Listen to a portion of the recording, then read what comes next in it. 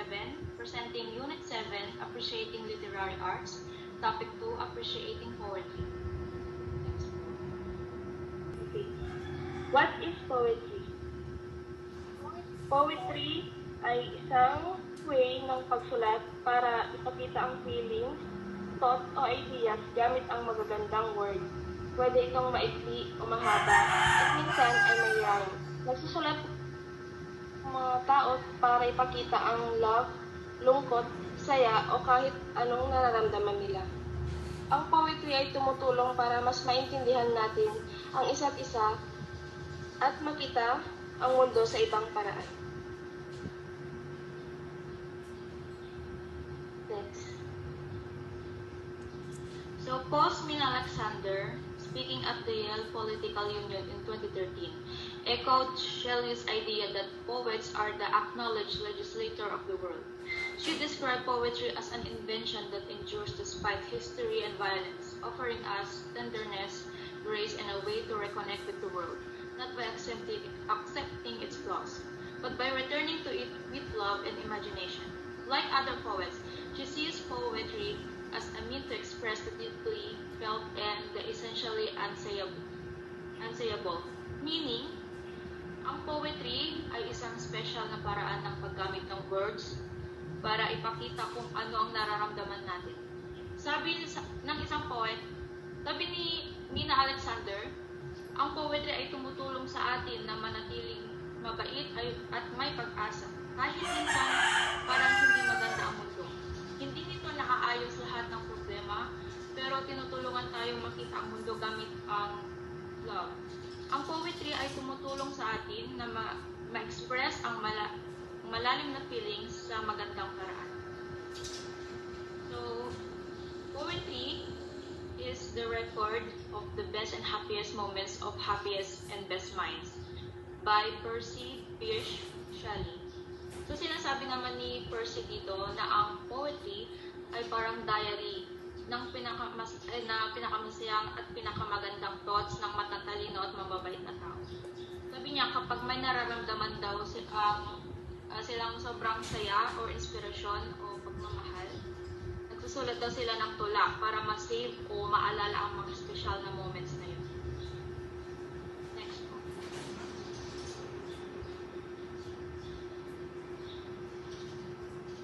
Sabi naman ni Edgar Allan Poe, I would define in brief the poetry of word as the rhythmical creation of meaning. Its sole arbiter is faced with the intellect or with the conscience. It has only collateral relations, unless, incidentally, it has no concern whatever either with duty or with the truth. So, sabi naman ni Edgar dito, na ang poetry ay parang paggawa daw ng kagandahan gamit ang words na may rhythm o tugma. Sabi niya, ang tunay na basehan daw ng poetry ay nasa kung ano ang maganda para sa nakikinig o nagbabasa. Hindi daw ito tungkol sa utak o sa tama o mali. Hindi daw tungkulin ng poetry na magturo ng lesson o sabihin ang katotohanan. Maliban na lang daw kung sakto lang na nangyari ito sa tula. So, ang focus daw ng poetry ay yung beauty. At sabi naman ni Matthew Arnold, poetry is a bottom, a criticism of life. That the greatness of a poet lies in his powerful and beautiful application of ideas to life to the question, how to live. So, sabi dito ni Matthew, ang poetry ay parang paraan para pag-isipan at intindihin ang buhay. Ang galing daw ng isang poet ay nasa paggamit niya ng malalakas at magagandang ideas para tulungan tayong mag-isip kung paano dapat mamuhay. Next. Poetry ay isang uri ng art gamit ang mga salita.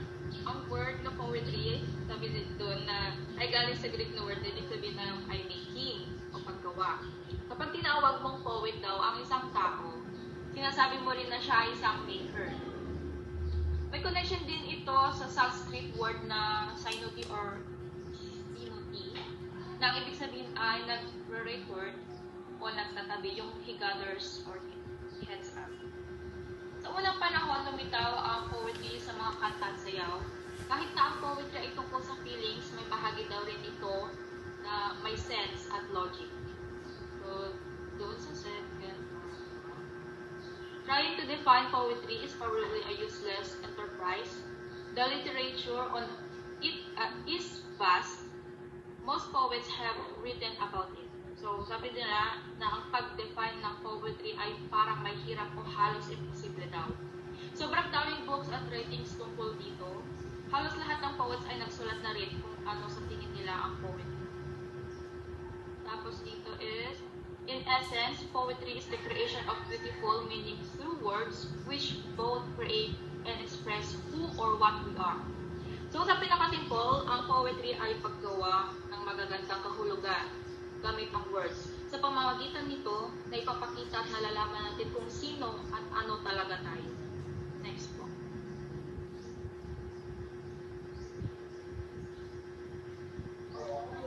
Now let's talk about the elements of poetry.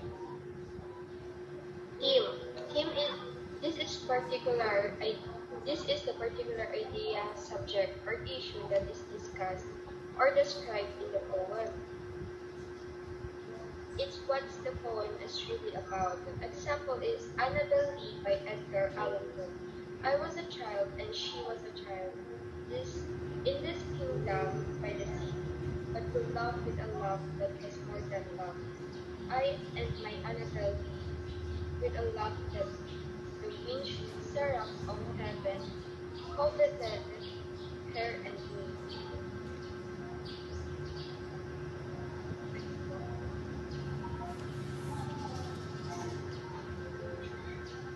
This short extract taken from Poe's poem depicts the theme of love.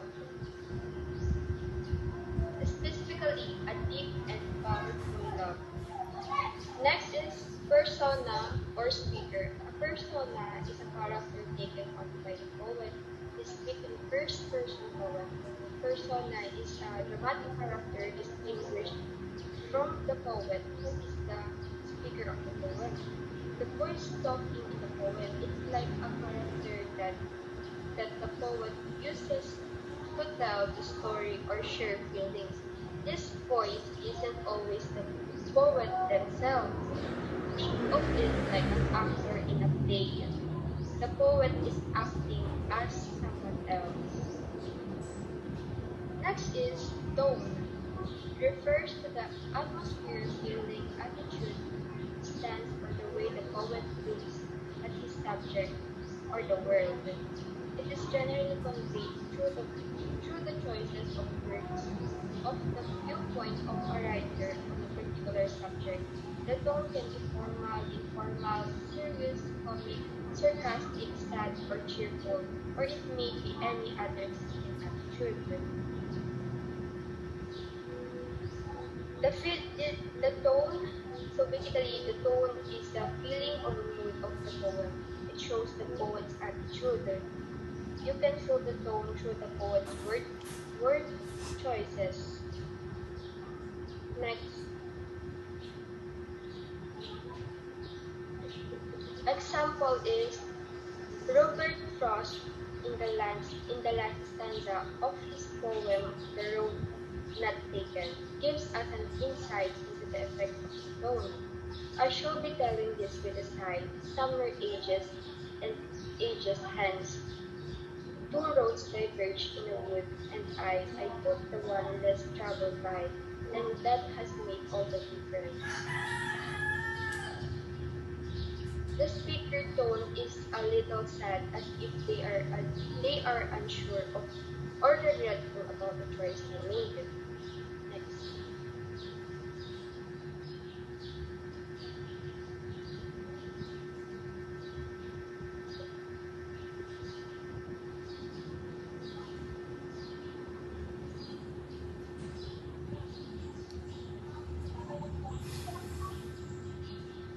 Next na ba? Yes.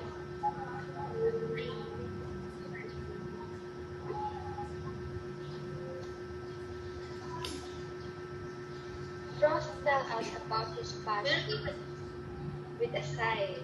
which gives the above lines an unhappy tone. This tone leads us into thinking that the speaker in the poem had to make a difficult choice.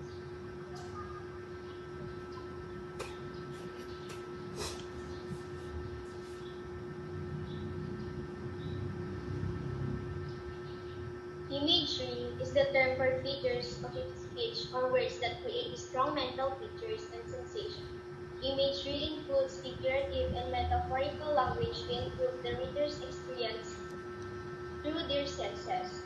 So, ang imagery ay basically ito lang yung mga words para yung ma-picture yung kapag may binabasa tayo, ito yung mga image na pipicture ng reader kapag nagbabasa siya. It's either the sight, the sound, the taste, the smell, or the touch. In repetition, poets may repeat sounds,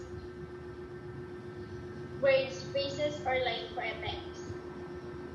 For example, "O Captain, my Captain" by Walt Whitman. "O Captain, my Captain, rise up and hear the bells. Rise up, for you the flag is flung, for you the bulge drill."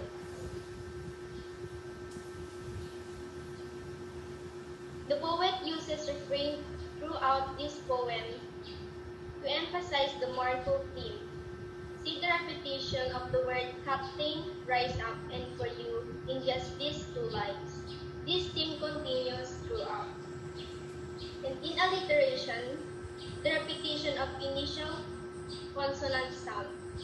For example, from Samuel Taylor Coleridge, "The Rime of the Ancient Mariner." The fair breeze blew, the white foam flew, the furrow followed thee. We were the first that ever burst into that silence. Ang repetition naman dito yung consonant sound, which is yung mga nahuhuling words niya. So, andito yung you, he, and she. Yun lang po. And in the above lines, we see alliteration B, F, and S in the phrases "breeze flew," "foam flew," "furrow followed," and "silence came." And in assonance, the close juxtaposition of vowel sounds creates assonance. For example, from Dylan Thomas' famous poem, "Do not go gentle into the good night." Do not go gentle into the good night. Old age should burn and crave at close of day. Rage, rage against the dying of the light. Great men near death, who see with blinding sight. Blind eyes could blaze like meteors and be gay. Rage, rage against the dying of the light.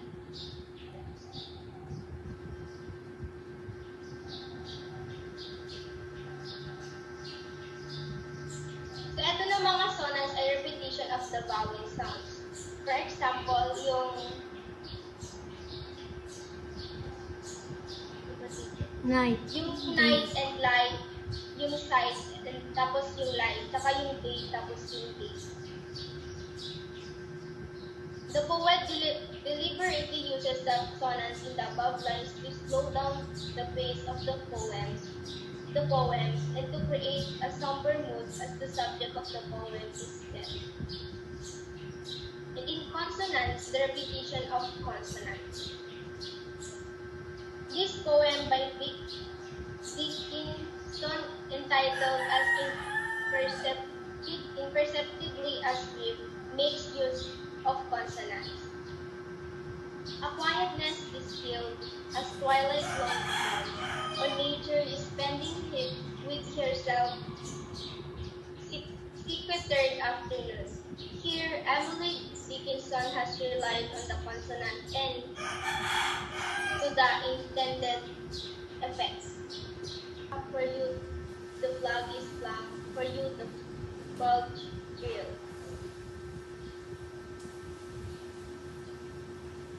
The poet uses refrain throughout this poem to emphasize the mournful theme. See the repetition of the word captain, rise up, and for you in just these two lines. This theme continues throughout. And in alliteration, the repetition of initial consonant sound. For example, from Samuel Taylor Coleridge, The Rime of the Ancient Mariner. The fair breeze blew, the white foam flew, the furrow followed thee. We were the first that ever burst into that silence. Ang repetition naman dito yung consonant sound, which is yung mga nahuhuling words niya. So, nandito yung you, he, and she. Yun lang po. And in the above lines, we see alliteration B, F, and S in the phrases breeze flew, foam flew, furrow followed, and silence came. And in assonance, the close juxtaposition of vowel sounds creates assonance. For example, from Dylan Thomas' famous poem, Do Not Go Gentle into the Good Night. Do not go gentle into the good night.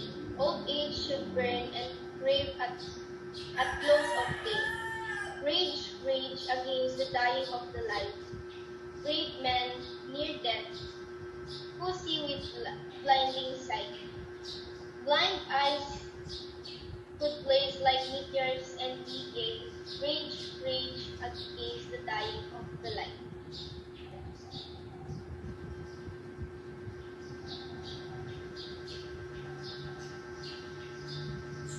So, ito na mga sonants ay repetition of the vowel sounds.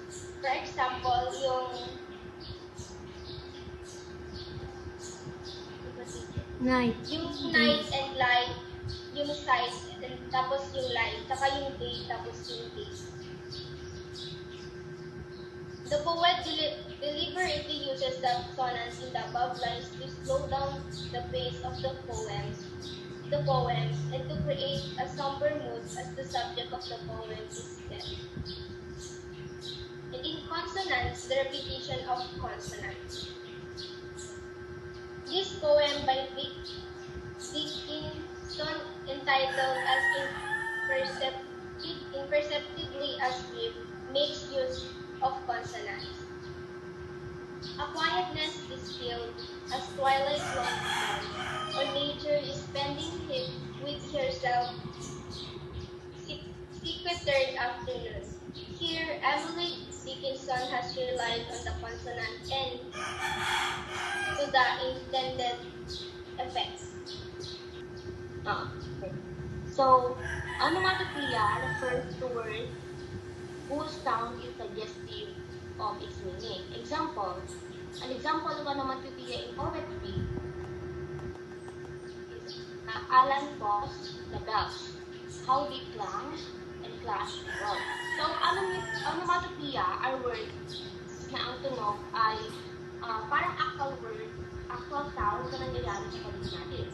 For example, or kapag may bumagsak, so yung possible na magiging tunog is yung boom or bang. So, ginagamit ito sa mga poems para maging mas vivid at descriptive ang poem. Mas nararamdaman at mas nai-imagine ng reader yung scene kasi parang naririnig din nila ito. Isang example dito na sinabi ko rin is yung Edgar Allan Poe's poem or yung The Bells, yung line na how they clang and clash and roll. Yung clang, clash, and roll, tunog ng metal or bells na nagbabanggaan. So kapag binasa mo yan ng aloud, parang dinig rin talaga yung ingay. So sa poetry, ang onomatopoeia, it helps create sounds effect in words. Next is yung rhyme. Rhyme, in poetry, rhyme is used to echo sounds. One word sounds like another. Example dito is, he never wanted to fly because he didn't want to die. So, napansin nyo, fly and die, rhymes because they have the same ending sound.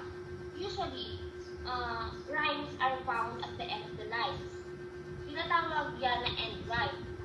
Pero, may internal rhyme din. Yung rhyme na nasa gitna ng line. So, bakit nga ba importante yung rhyme sa poetry? Importante yung rhyme sa poetry kasi it helps with the flow of the poem and mas madali siya katandaan. At minsan, it adds emotion kasi nagiging melodic yung line. Next.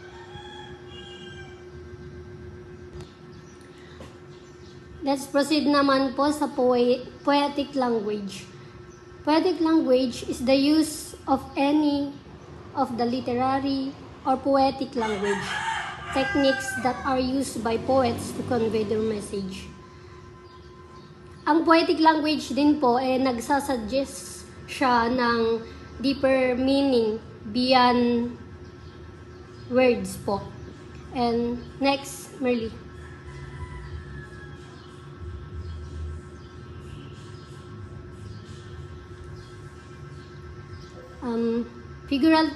Figurative language examples. Number 1 is simile. Simile is comparing two unlike things with the use of like or as. Like for example, I Wandered Lonely as a Cloud by William Wordsworth. Sa metaphor naman po is a form of figurative language which refers to words or expressions that mean something different from their literal definition.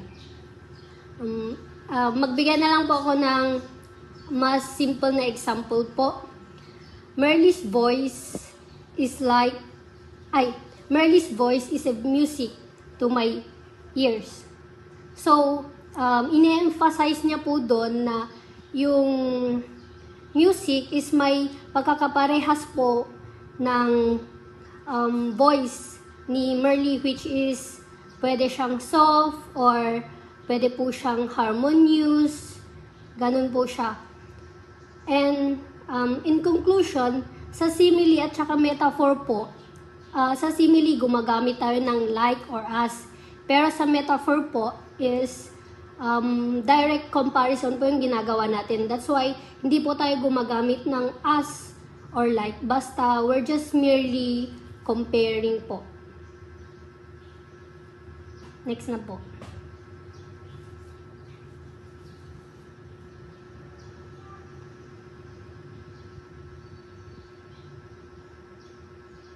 So next is personification. Personification indicates human quality to a non-human thing. Example, Earth felt the wound and nature from the sea. Through all her works, gave signs of hope for paradise lost by the storm. So, ang personification is when we give human qualities to something that is not human, like animal, object, or nature. In poetry, ginagamit ito para mas maging dramatic or emotional ang description. Gaya ng sinabi ko sa kanina, yung example galing sa poem na Paradise Lost by John Milton, Earth, cloud, moon, and nature from the sea. Dito, parang nagiging tao ang Earth at nature. Kasi, sinasabi dito, kasi they felt pain, they decide, and they gave sign of sadness. Pero syempre, hindi naman parang lalo na or nalilipat ng nature, diba? Kaya, meron yun.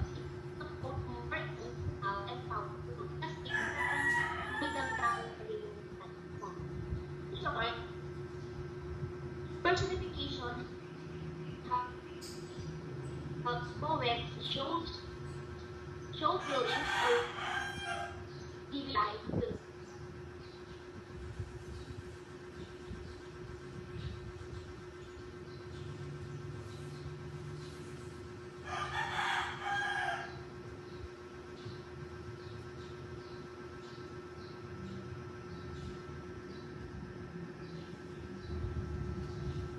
Next is symbolism. Just the person that something am I see. Ang symbolism is When an object, person, or action stands for something people or more or much definitely like something people. So, natampang ng poem na may heart lit up by William Wordsworth.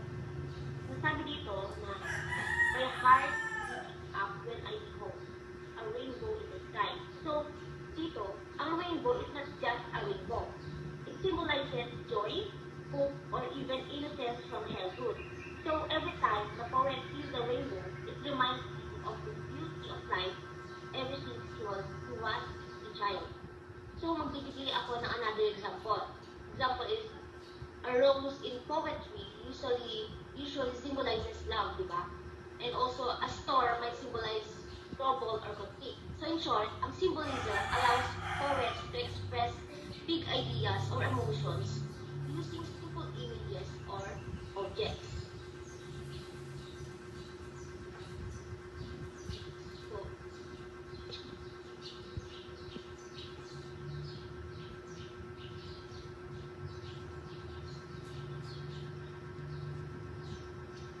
So, literature has been defined in many ways. It is subdivided in two major forms, the prose and poetry. Also, it has four different genres, namely poetry, prose, fiction, drama, and non-fiction prose. Each of these genres has different literary elements. Yet, as a human individual, one must realize that literature is life. Through appreciating literary arts, you can have a glimpse on the past, have a chance to view the wonders, cultures, traditions, and beliefs of the people around the globe, and most importantly, you will be able to learn to respect the culture and practices of your fellow men. Having the knowledge of wisdom, of appreciating literature, you have to build and shape your own principles in life. So that's all. So, thank you for listening.